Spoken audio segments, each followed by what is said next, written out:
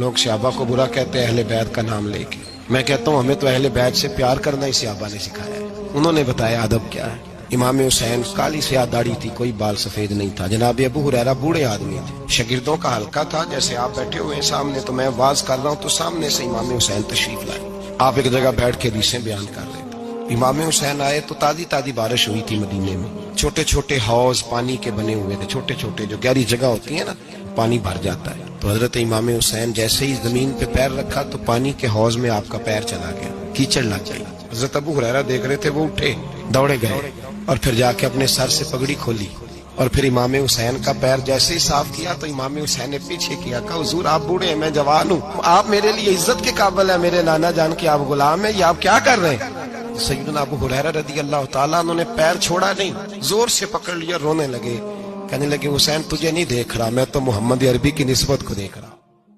حضرت خواجہ اجمیر, شاہ اجمیر, والی ہندوستان, آخری عمر میں نا سارا دن روتے گزر جاتا, ساری رات روتے گزر جاتے, ذرا سی کوئی بات کرتا تو رو پڑتے. تو خواجہ قطب صاحب کہتے ہیں میں قریب گیا تو میں نے پیر دبائے, میں نے کہا سونیا لوگ تو کچھ بھی نہیں کرتے, تو نے تو کمال کر دیا, 90 لاکھ آدمی مسلمان کر دیا, دنیا کچھ نہیں کرتی, تو نے 50 سال ساری رات مسلح پہ بیٹھ کے رب راضی کیا. تو شہزادہ تھا, حضور کی اولاد تھا, لیکن معین الدین تیرا ایک پلاٹ بھی نہیں, تو نے طالب علم پالے, انہیں غریبوں کو دیا, تو نے نوازا.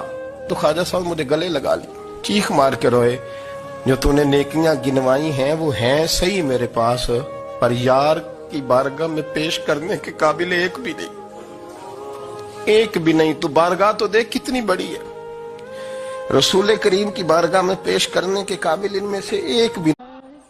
اپنی زندگی صبر کے ساتھ گزارنا, زندگی میں کبھی بے صبرے نہ ہونا, حوصلہ نہ چھوڑ جانا.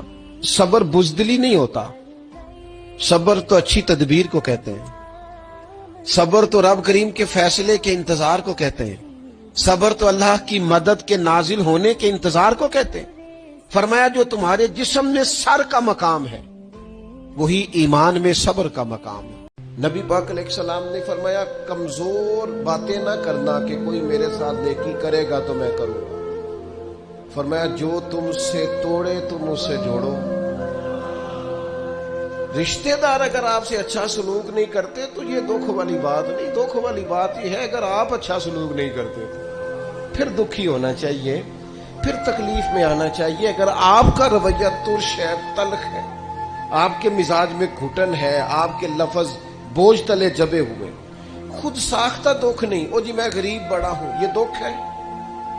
اولاد کے لیے دعا مانگا کرو, انہیں اللہ روزی دے وسیع, اولادیں کسی کی محتاج نہ ہو, بچے کسی کے دستے نگر نہ ہو, کسی کے ہاتھ نہ دیکھنے پڑے, کسی کی طرف بڑھنا نہ پڑے.